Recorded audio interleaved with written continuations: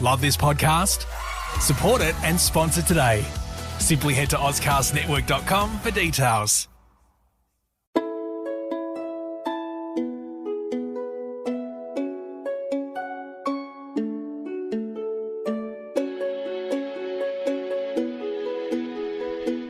Welcome to Hong Kong Confidential. I'm Jules Hannaford and I'm your host. I'm an Australian woman and I've been living in Hong Kong for many years. I'm a mother, a teacher, an author, and I want to share my wisdom and the wisdom of others with you. Thanks for joining me and I hope you enjoy the show. I'd just like to take a moment to tell you about a book that I've written. It's a memoir called Fool Me Twice, and it's a story about my life with a focus on my journey internet dating, where I was scammed and injured in the process. It's an educational book that will help many other people not to get caught in the same trap that I was. I'd like to also take this opportunity to play my book promo for you. Here it is. From life on a farm in rural Australia, where wide open spaces made a young woman yearn to know what was beyond her country town. She moved to the city, became a mother, and found her dream career which took her across the world. But still, something was missing. In her search for love, she traveled far, trusted deeply. She wanted so badly to find someone that she almost lost herself in the process and learned some hard lessons along the way. Fool Me Twice, a new memoir by Jules Hannaford. Available August 20th on Amazon. I can remember the passage in the house where we lived, which is a silly thing to remember. It was a dark passage. I remember walking through it. That's all I remember about the house. When were you born, Nan? 8th of 8/1/18. Whereabout?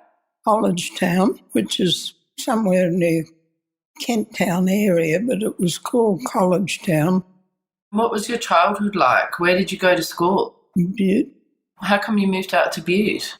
Well, Dad he was a carpenter and builder, and he bought a business up at Butte.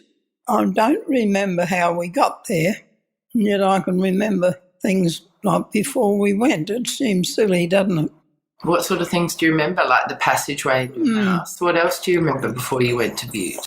Oh, Dad, for a little while, Dad had a sort of a little shop in Kent Town there somewhere, and I can remember standing on the counter there and people saying complimentary things about me.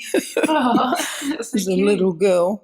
They weren't there long, but he must have had a business in Adelaide after that, because I remember seeing dockets with, I think it was Hoare and Hurrell or some name like that. He was in partnership with him before he went to Butte, and then he bought this business at Butte with the house facing one street, went right to the block, the next street back, and that's where the shop was.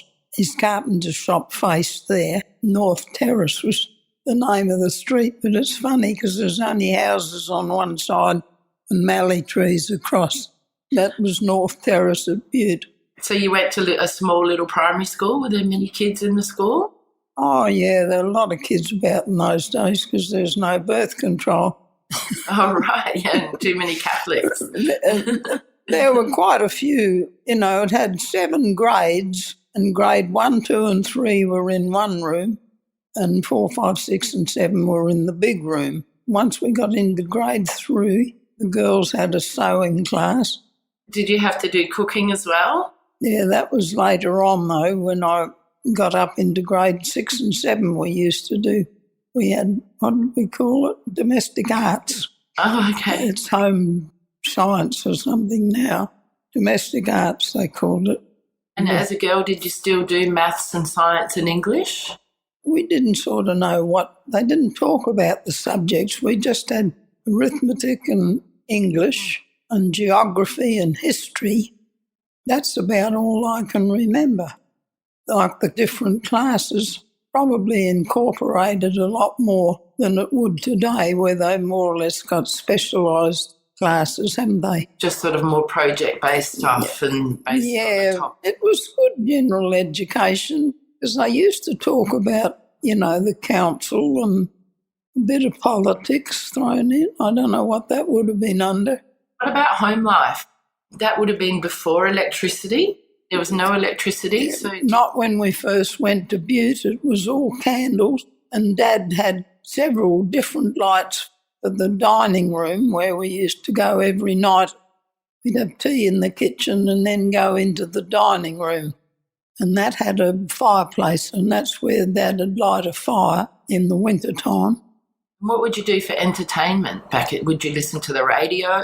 No, there wouldn't have even been radio back in those days. No. We used to play cards. I remember Dad teaching us to play euchre and things like that. What did we do at night? Homework. Any drawing or any sort of painting or anything like that? No. We used to do a bit of drawing at school, like we'd have to draw a dipper, or a jug, something really uninteresting that we hated. So did you have to go to bed really early because it would get dark and there was no electricity? No, but they had these good lights. I used to pump them up, petrol or kerosene, and they had little mantles in them, 2 little mantles, and you'd have to get those warm and then light them after you got the gas going through.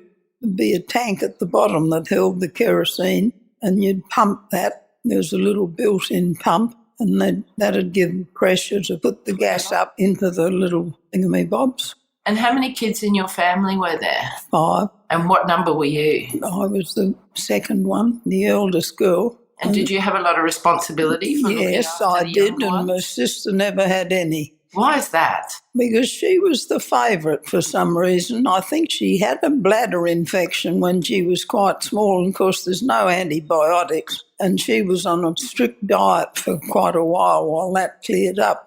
Bob and I, Bob was the eldest, we used to have to wash up the dishes, and I know I had to stand on a box to be tall enough. We'd have a tin bowl with wash-up water in it, a tray to drain them on, and then you'd dry them. And so to be standing on a box, you were quite little. I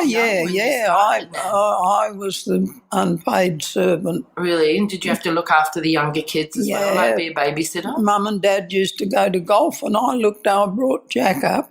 He was the baby? He was at the time. He had Jeff later on. Now, Jeff was 12 years younger than I was, but Jack was, 7 years younger. But they used to go to golf, and I'd look after Jack at home. I thought he was Christmas. He was a good-looking baby. He was a good-looking man, actually. Did your mum work? Did she have a job? Oh, hell no. You weren't allowed to in those days? Well, you had too much work to do home because you had no conveniences. Even I had to light a copper when we first got married and scrub them. We had a scrubbing board, you remember? The washboard. The washing board. We'd boil the sheets and then lift them with a big wooden poker, and we'd hold the sheets up and drain them as much as we could, and then drop them into the first drop, which was white water, and then we had a wringer clip between that and the next, and you had 2 rinsing of white. And then the white things went into the blue. That was the 3rd trough. And then you'd have to wring them, roll it through the wringer. Through the wringer. And then the clotheslines were outside, and they had props to hold them up. Well, after I got married, I used to take the scythe out to cut the marshmallows down. Oh, so that the clothes wouldn't hang in the grass. And you had to scrub all the clothes on this board, except the sheets and towels that you just boiled and rinsed and hung out. Were you happy helping with all the housework as a kid? Did you think that was just normal? Or did you resent? I used to get resentful because I felt that I did more than my share, and I don't ever remember Joan doing. Of course, Joan went down and lived with grandmum's mother. She was a lovely, lovely mum's mother. She was a darling, and Joan went down and lived with her for 6 months when Mum had Jack. Oh, did she? Just to alleviate the load, and that probably put more pressure on you. Yeah. Joan, I don't remember. And I used to have to empty the slops. That was my pet hate. Every other piss pot under their bed, and you had to wash them. And you had a thing of water as well. You tip them into a bucket, and then you had to rinse them and dry them with an old piece of rag. Is that because there weren't any toilets in those days? No. Was the toilet not invented, or you just didn't go outside because it was too cold? A big hole down the end of the yard, and Dad it was a tin dunny. When it got too full, he'd dig another hole and lift the dunny over move it over to another spot. To another, close by. Do you have any happy memories of your childhood? Oh, I suppose we did. We used to I can remember going out and making mud cakes and things, and we always had a pup, always had a little fox terrier puppy, and I used to put the pup in the doll's pram and push it around. Oh, how cute. Yeah. We used to play outside a lot, and I had a friend living next door, Maud Perry. We were good friends right up until she died, actually. Kept in touch. What about your siblings? Did you get on with them all when you were kids? Did you fight with any of them? Or were you particularly close with others? We used to fight. But were you closest with Jack? Yeah, I sort of brought him up. I had a lot to do with Jack. What about high school, Nan? Did you go all the way through till the end of high school? No, I only had 2 years secondary. Then I got a job as a telephonist. Mum took more board from me. By this time, Joan was down with Gran and Auntie Aggs. I don't know which she spent most time with. I think Grandma. And Mum used to take more board from me that I got as being a telephonist than she paid for her Joan's board down in town, really? Yeah. Were you made to leave school to get a job, or was that your choice? Or did you have to? Oh, no, they got the job and said, we've got a job for you, and off you go. And what, you would have been like 14 or so? Yeah, when I first started, I used to just do while the girls were on holiday. And then after years, I suppose I would have been 15 when I started. Yeah, around about. I can't remember for sure. And were you resentful that you had to leave school, or were you okay with that? Oh, I didn't care. I didn't know any better. How did you end up going from a telephonist to a nurse? Well, when you turned 19, if you were a telephonist, like the GPO was the head of it all, and you had to leave or transfer to Adelaide when you were 19, and you had to be a telephonist at the Adelaide Exchange. It seems funny, but that's true. And so instead of waiting until, or was it 20? I think it was 20, because they had to pay you more when you got 20, so they sacked you instead. Oh, no. Yeah, either that or you had to go on to the Adelaide Exchange. Did you go to the Adelaide Exchange? No, I didn't. I resigned before I tipped out and came here nursing. So you came to Riverton? I put my name down, yes, to start nursing training, and I got the call to come to Riverton. And I thought I was going up the river, you know. Oh, up to Riverland. So I got a shock. And old Mr. Canalhouse, I had to come up on the train at night. And, of course, the train didn't get in till, what was it, 7 o'clock or something. And old Mr. Canalhouse, he was the secretary of the hospital. He met me at the train and drove me to the hospital. And I thought there's this strip of black bitumen down the middle of the road, the main street, and it was all gravel on the sides. And I wondered where on earth, you know. And I found out afterwards that everybody else, he took them round the back where the nurses' quarters were.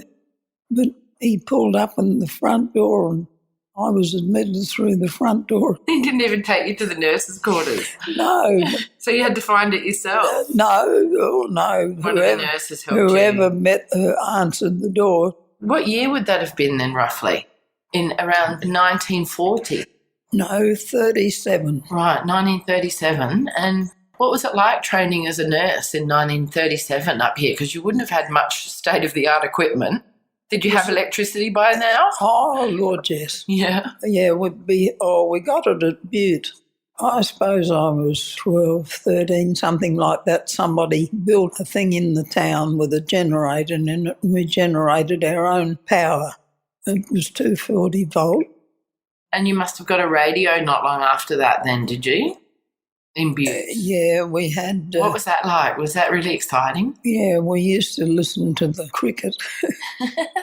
They'd be playing in England and they'd pretend it was direct broadcast, but it wasn't. How they did it, don't know. It was all concocted here in Adelaide.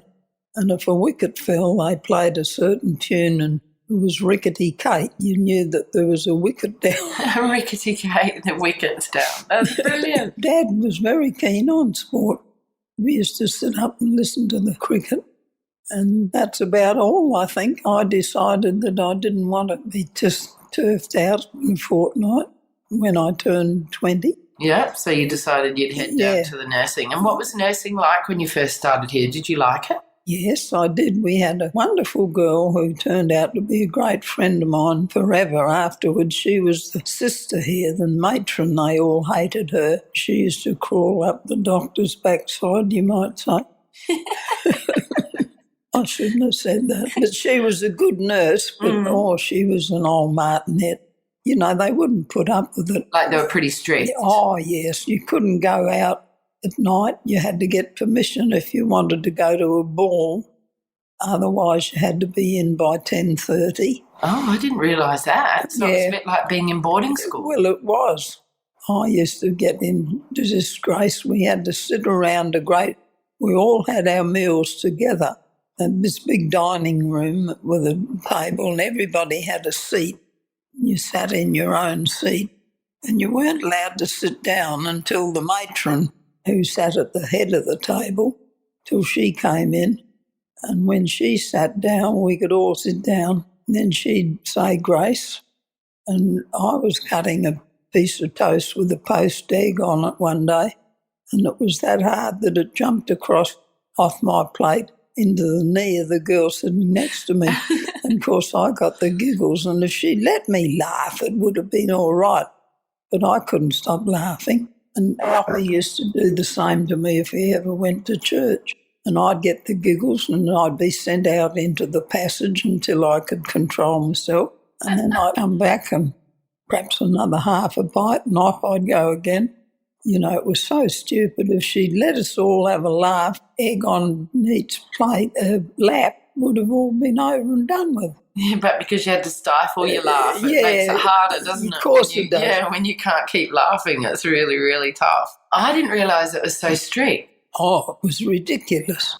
And so how many years were you nursing before you met Claude?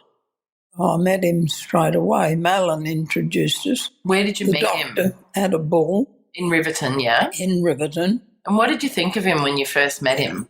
Well, I thought he was pretty good. He asked me, he said, "Can I take you to supper, please?" I used to have supper at all the dances, and I said, "Oh, yes, that'd be very nice."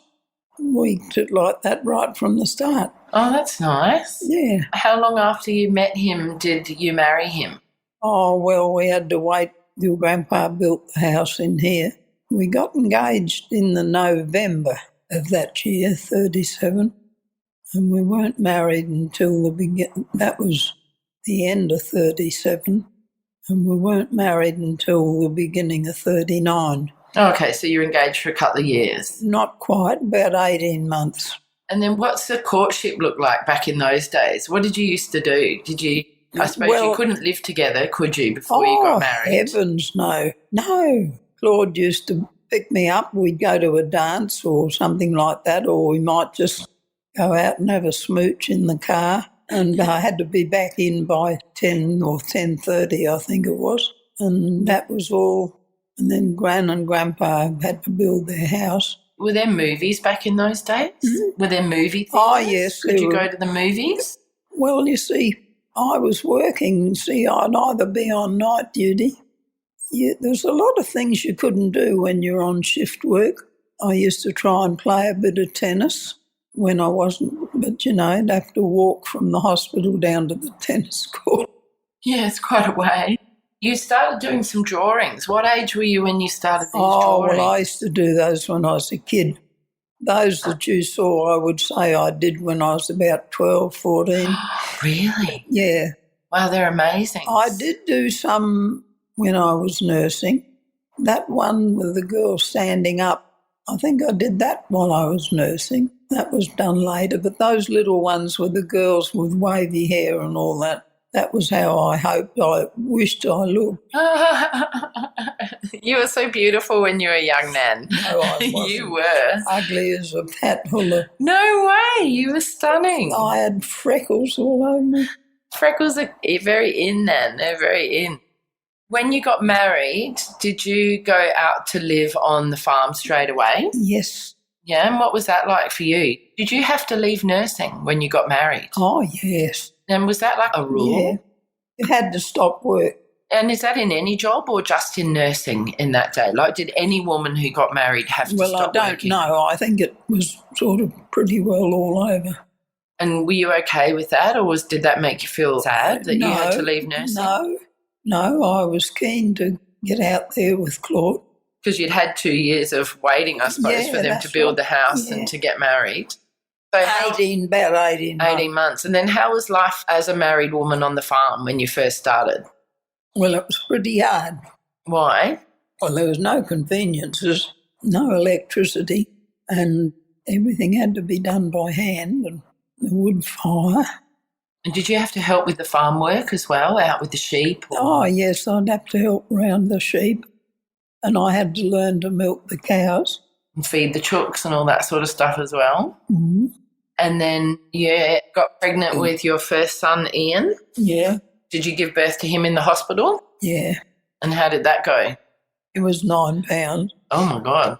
They used to be in hospital for a fortnight. Oh, really? Yeah, because you had to... Well, it wasn't a bad idea because a lot of them... I mean, I'd had looked after babies in the hospital, so I had a fair idea, but some of them quite new, to it.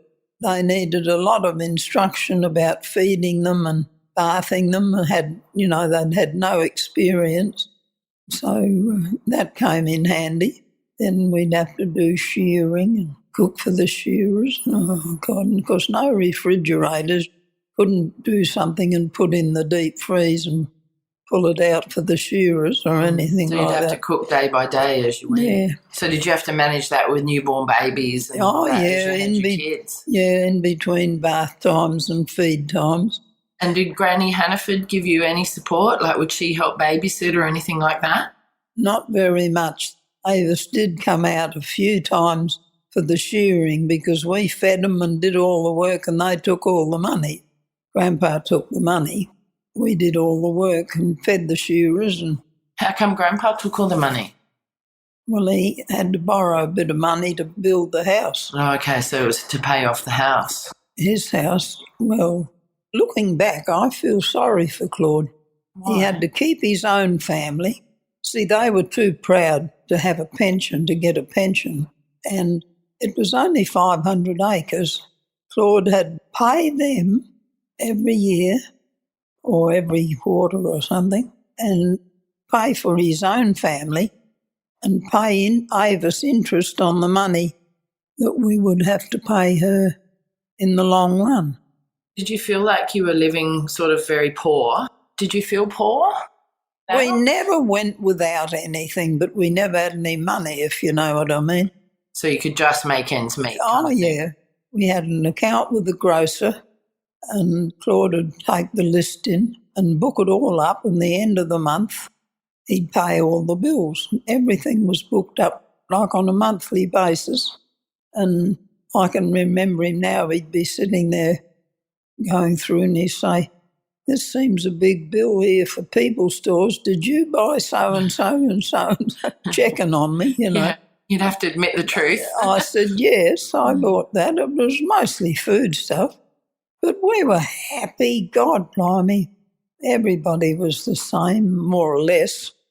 Prizzies had their own farm. Old Prizzy, they used to go crook about him, but he said all his boys, he had a lot of boys, he set them all up on a farm. And they probably owed money on it, but what they made, they paid it off themselves. They didn't have to pay them anything, like his parents. Whereas Claude had to keep his parents and his own family and he'd pay his sister, because Avis was, she was a princess. Then you had 3 more kids, 2 more boys and a girl. Yeah. Did it matter to you that you had 3 boys and a girl? Like, were you so excited to get a girl in the end? Yeah, we were delighted to get a girl. I was, but Claude wasn't, because he was determined she wasn't going to be pampered like Avis. He's afraid she'd be a princess. Oh, that's so cute. Did you decide to stop at 4 kids then? Did you not want to have any more after that? No, I didn't want any more. Yeah, so were you able to use like contraception at that stage, or did you have to just be careful? We used a type of contraceptive, but I had an operation for repair work because I had these big babies. Yeah, and got your tubes done at the same time. Yeah. Ah, right. Malin suggested it even, We had to get Claude's permission and mine to do it. And that would have eased a bit of a burden, wouldn't it? Worrying about bloody having 5 or 6 kids. Absolutely. Can you imagine? Did you feel run ragged with 4 little kids? Was it hard work when they were young? I think Kay missed out a bit. I was that busy with everything else that she didn't quite get the attention the others. That can often happen to the youngest kid, can't it? Yeah. And the oldest one sometimes can get a lot of the attention. But look, we did all right. We were happy. And what are your favourite memories of that time when you were living on the farm with kids? Well, it was busy. They all had good appetites, except Alfie. Really? Why? I don't know. He never was fussy? a big eater. No, he wasn't fussy. He just didn't eat such big meals. Ian and Don be sitting there watching and say, "I've asked what you don't want, Alf," as if I hadn't piled their plates up. They would finish the leftovers. Yeah. I was like that as well at boarding school. Yeah. Could you sort of tell that like Don would be the one that would end up on the farm? Absolutely. Could you see that Alfie was creative? And look, Claude he'd say, "Look, I've got to go to so-and-so to pick up something." And not a word would be said, but he'd go and sit in the car and Don would be in the passenger seat in the front. He'd have got the flannel and walked over the front of his face, never mind what was back here. And he was going. Oh, right. So he'd wash his face so he wouldn't be told to go back in and clean up? Yeah, and he'd be sitting there and he'd be off with Claude. He was a born farmer. So was he really Claude's sidekick right from the... Right, well, he made himself. If anywhere Claude went, he was there. He was, a farmer born and bred, there's no doubt about it. And what did you think Ian and Alf and Kay might do when they were little? Did you have any ideas? Did you know that Alf would be an artist? Well, I thought he'd always drawing on everything. He did, all his books were full of little drawing. Ross Hannaford forgot to take his woodwork because when they got to grade 6 and 7, they used to go to the high school once a week to do woodwork. And Ross forgot his book and he took Alfie's. And he changed the Robert and somehow scribbled over the name on the book and tried to pass it off as his own. And of course the teacher wasn't stupid because Alfie's he drew all the tools and the different trees and the whole thing was illustrated. So she knew it wasn't this other guy's. And something must have happened at school because Nell rang me and... I was, going to go crook and Don said, "Don't make bad friends." He said, "Over what kids do." Don said that or Claude? Claude, getting mixed Claude. up. Yeah, that's all right. Anyway, when the bus pulled up the next morning, the headmaster never used to get dressed before school. But anyway, he knew damn well and he was waiting to meet Ross when he got off the bus and made a good show of himself in front of the whole school. He knew it was Alfie's book. And then Nell rang me up and she said, "I told Ross he was a naughty boy and he must never do that again." So were you super protective of your kids? Were you like really ready to go in to fight for them? Well, yeah, I would, but Claude used to hold me back. Probably lucky for the others that Yeah, he did. probably. The kids went off to boarding school, didn't they? Yeah, They went off to PAC. yeah, but they did their... Some of their high school, Yeah, they did their 2 years there or 3 years, whatever it And was. was that hard for you to afford in that? Like, was that a real sacrifice to Yes, send them off it to was, school? but we could somehow get it off tax, which was a bit of a help.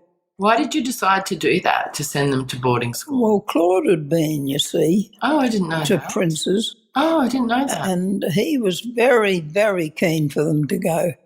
But he didn't think it was really necessary for girls. Yeah. He was a bit like that from the old school. And did you push to Absolutely. change that? I said, she's going the same as the boys did. That's brilliant. So you're a feminist, Nan, right back in the day? Well, For equality, at least. you know, there was still that lingering, no need to educate girls, they're just going to get married and have kids and they don't need a good education, which is so bloody stupid. It is stupid. And did you even realise back in that day that it was stupid? Absolutely, And that it would be worthwhile for Kay to have a good education? Absolutely. And did you have other friends that felt the same, or were you unique, do you think, back in that day? I don't know. Not sure. Don't remember discussing it, really. All right, but you just knew that Kay had to get a good education. to be Well, able to she look was after herself. entitled to the same as the boys. That was that's my book. brilliant. How was it when they all left home? Were you lonely? Well, we always had Don. Oh, yeah, of course, because he just went to school for 2 years and then he came back and lived with you, didn't he, like Henry's doing? Yeah, that's right. Only Henry's bought his own house. No, Henry's I haven't moved out. seen him since he's moved in. I'll tell him to get his butt around. He's a lovely old fella. Oh, isn't he great? So, how Well, so's Sammy. They're beaut kids. they're all great. They are. I mean, can you believe how many grandchildren and great-grandchildren you've got? Well, George's Tom, he's having another one. Yes, And that'll be I the know. 20th great-grandchild. Oh, my God, is it really 20? Yeah, his Wow. boy's going to be called Angus. So you've got 20 great-grandchildren, and how many grandchildren are there? I think there's only 9. 9, yeah. Yeah. So well loved by all your grandchildren and your great-grandchildren. Everyone always wanted to stay with you and want your cooking and you Well, would I teach loved- us all I to loved spin having and them. knit Look, and there wasn't one of them that ever worried me. Now, this is the truth. They were all good kids. that's great, isn't it? Yeah, I wouldn't have had them if they were driving me mad. But it was just a pleasure to have them. Do you remember Nick and Sam in that old pram doing Ready, Set, Go up and down your driveway? They used to slam each other up and down in the old pusher. Yeah, well, I had a pram my auntie gave me. She'd finished her family. That's the youngest aunt. She was only 14 when I was born because Mum's mother her first husband died or was killed, and she married a man with 2 children, one of whom died after they got married. So I had step-cousins. Oh, I didn't know that. Yeah, and Auntie Doris was the mother of these. Stepkids. Yeah. And we called her Auntie, and I loved her, and she was a lovely woman. We got on really well. And, where I'm just wandering now, nothing. Oh, no, that's so interesting. It's amazing. And so what are you, looking back on your life, what do you think your greatest accomplishments are? Kids. Proud of them all, yeah? Yeah. Your kids and your grandkids. And grandkids and great-grandkids. They've all been so good, Julie. And everybody's achieved so much, haven't they? Everybody's That's right. so accomplished. And we all send it back to you, Nan. We think we've got your tenacity and your creativity. No, but Claude was very good at school. He was smart. Was he bright? Yes, he was. And is Don like Claude? Are they similar? Like, you know how Don is steady and reliable? Oh, yes, sensible. but you can reason with Don. And you couldn't with Claude. What, was Claude more of a know-it-all sort of thing, or more stubborn? No. I think as he got older, he had a slight touch of dementia. And he wasn't silly or anything like that, but he made up his mind when he was young about a few things, and he would not change us. Right. Whereas you've more adapted with the times and had to become more sort of you open-minded. Well, you and have about to. different Either things. that or you're left behind. But no, he was a good sport. He was a good bowler and good company. Good husband? Yeah, he was. Oh, that's great. So no complaints there at all. It's just that he got, a little bit over the top when he got... And you see, the biggest trouble was he had diabetes. And he used to drink, didn't he? So that probably wasn't very good for his diabetes. No, that's exactly right. And do you think that played into him dying sort of quite young? Oh, absolutely. He'd go down the pub, and of course 6 o'clock closing finished. And I used to know always he'd be home by 6:30 for tea at night. And when this came in... The new rule where it stayed open until like 11:30 or something, wasn't it, or whatever? Well, they leave them open till 1 o'clock now, but it wasn't that much. And he would not come home to dinner. And Don says, well, don't keep it hot, let it get cold and let him eat it. But that didn't help either. And then that's when he sort of got this bit of dementia. And through not dieting, all his muscles deteriorated. You can live with diabetes if you're sensible and stick to the diet and exercise. So he didn't. So did that cause you to any fights with him or to get upset? Yes, I used to feel like hitting him over the head. He was that stupid. I didn't, but I should have. But there was nothing you could really do about it, was it? Because I remember those days. But he was sort of nice even with that. Yeah. He was really nice-natured, but he just more or less would not give in to the diabetes, and as a rule, all his organs and muscles deteriorated. How long was he in hospital? Nearly 5 years, 4.5 years. It was a long time, and he died when Zara was around 1. So 29 years ago. Zara's the only great-grandchild he ever saw. Yes, and I've got a photo of them together in hospital. Yeah, that's right. And it was self-induced because everything deteriorates if you're full of sugar. Yeah, and his muscles and his brain and everything. And what did he actually die of in the end? Did everything just sort of deteriorate? Well, he completely lost all his muscular control. Did you ever try and get him to quit the booze? It wasn't the era where you could sort of talk about that sort of stuff, was it? Well, he knew. I used to get that cross with him. It probably didn't do any good at all, but it's a pity because it wasn't really him. Well, it's an addiction as well, isn't it? And because he had diabetes, it had such a bad effect on him. Well, that's what it was. It was the uncontrolled diabetes that really did all the damage. Probably affected, that's what gave him a bit of dementia probably, as well as all his muscles. He couldn't walk. And how were you after he passed away? Did you feel lonely? Was it difficult, or were you okay because there was all family around and you were pretty busy? Plenty of family around and grandchildren. As long as you're busy, I don't think you've got time to... And it was a relief in a way because it worried me so much. Yes, and for 5 years going up to hospital every day. Yeah, but to see him as he wasn't really Claude. And yet he was a marvellous patient because he couldn't get the booze up there, but the damage was done. Yeah. But they thought he was Christmas in the hospital. What do you think is your secret to longevity, given that you're 100 and still going and you've still got all your marbles? I've got no idea. Really? You don't know what it is? No. All I can say is that I've had plenty of exercise. Kept busy. And we've always eaten properly. Did you ever drink much alcohol? Did you drink at all? Only the night the war finished. Is that the only night you had a drink? Oh, no, the only night I got you drunk. Oh, but so would you have a little drink here and there? Oh, yes. Yeah, because I don't remember seeing you really drink. Oh, yeah, if we were at a party or anything. And we used to go to a ball at the Adelaide, and they used to have boxes. You took your own party, to the dance, and we'd take... A food and drink? In a little box, and you danced in the middle. Oh, how cool. Yeah, that's how it used to be, like a formal dance, the Adelaide town. Where did you learn to do all the specific dances? Oh, well, was that at school? No. We used to go to dances at Butte, and Dad was a wonderful waltzer. he won waltzing competitions in America. What? Are you kidding me? No, I'm not. What? My dad was a pretty good man. He and another young fellow went over to America after the San Francisco earthquake at the turn of the century, and they were there and they helped rebuild San Francisco.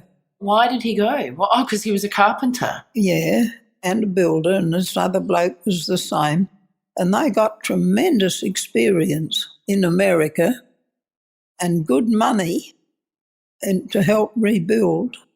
And then they had enough money that they didn't come straight home. They went around the world. That was all before he was married. He must have only been in his 20s. Wow. And he won waltzing competitions while he was there in the US. And did he teach you to dance? He wasn't much good on the modern stuff, but the old-fashioned dances like the waltz and the military two-step and military three-step. Yeah, but they did square dances. The Alberts and what was the other one? Oh, I forget the name of the other one.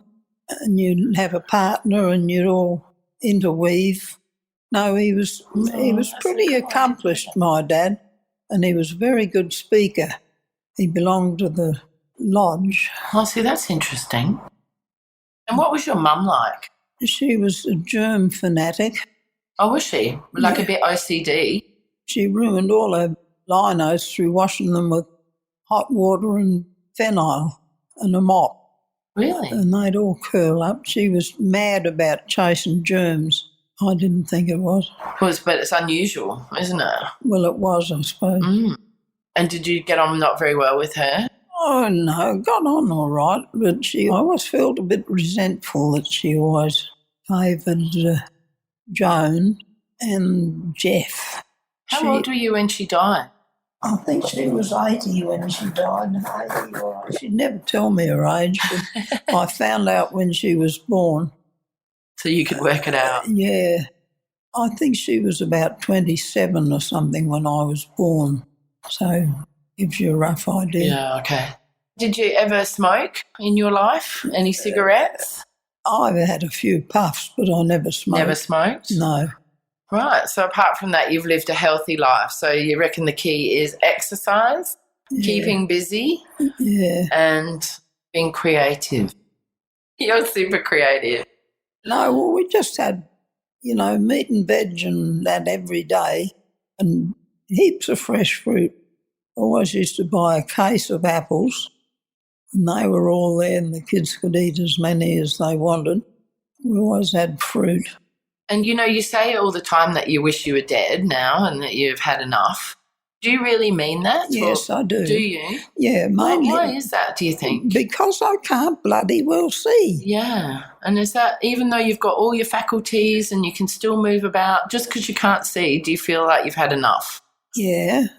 And the fact that I'm useless. But you're not. I can't do anything. I mean, that's really interesting because so much of what you used to do relied on your eyesight, or your knitting and your spinning and your weaving and all of that. So not being able to do that, you feel like you're useless, but you're not. Well, I could still knit. Wow. I could knit because... You can do it by feel? No, I can see my hands. Okay. And I've got the wrong glasses on. These are for watching telly. Yeah. I've got another pair there, but I can see pretty well just as well without them. What happens if you live to 105 or 110, Nan? It's possible. Can you hang in there? No. Look, the last few days even, I might say, I can feel something different. I get into bed and my arm and my leg, the whole arm and leg ache as if they've had enough. So you feel like you might be getting close? Yeah, I think it's getting closer. Does that make you feel like relief? No, I don't feel anything. Yeah? It'll happen or it won't, and I'm way past worrying. Yeah. All that. It's so interesting because I kind of hope that I want to live a long life like you. Well, you do when you're young. Because you can't imagine not being able to do all the things that you do. Well, Nanny, we all love you and you're our favourite Nan. The only one you got. Yep. All the rest are dead. Thank you so much for talking to me and telling me your story. It's so interesting. Hope you don't feel too tired. I know, I'm sitting here on my bottom like I always am, doing nothing. Luckily you love watching footy, Nan. Yeah, I love my footy. I don't care who's playing. Yeah, I know. I think it's so funny that you got a letter from the Queen and a letter from the Port Adelaide Football Club when you turn 100 and you prefer the football club letter. One from the Queen. Well, I think Nikki arranged all that. Yeah, I think she's a good old egg, isn't she, Nikki? She certainly is. Little organised thing. Yeah. All right, Nanny. And hasn't Megsy done well? Megsy's amazing as a doctor. Yeah. I can't believe it. And you know what, Nan? She looks like you. Photos of you young, you look like Megan. I can see that. The only thing she's lacking is the black freckles. No, but, you know, she's so quiet about it all. Yeah. But she topped her year. And, I know, ducks of medicine. That's pretty blooming bright, isn't it? Well, I think you've got some very bright children and grandchildren and great-grandchildren, Nan. There's a few brain cells amongst them all. I can be really proud of them all. Not that I had anything to do with it. Well, I think you did. I don't think I did because I never had much education. Yeah, but you've got the street smarts, Nan. And you've got emotional intelligence. Well, I think... And creativity coming out of your butt. You've got to admit that you must never stop learning. And it's not all that you learn at school. There's a lot of very clever people that hardly had any schooling. That's so true. And do you feel still like you're learning even to this day? Oh, yes, I am. Yeah, that's good, isn't it? So you've learned all about what a podcast is. That's a lovely story, Nanny. Thanks, Nan. Hi, Confidants. I want to tell you about my Patreon page. I've joined Patreon in the hope of getting sponsorship for my Hong Kong Confidential podcast. Patreon is a great way for my listeners to get on board and sponsor me with monthly payments, and that goes towards my production costs and rewards for my members. If you're interested in checking out my Patreon page, please go to patreon.com and search up Jules Hannaford or Hong Kong Confidential. I would really appreciate you visiting my page.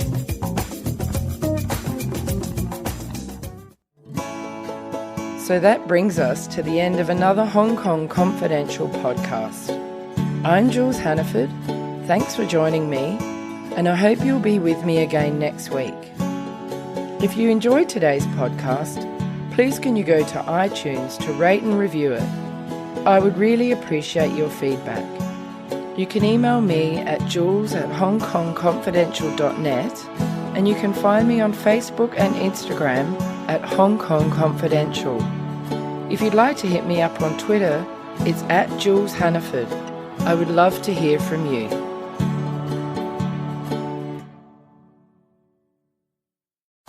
Love this podcast?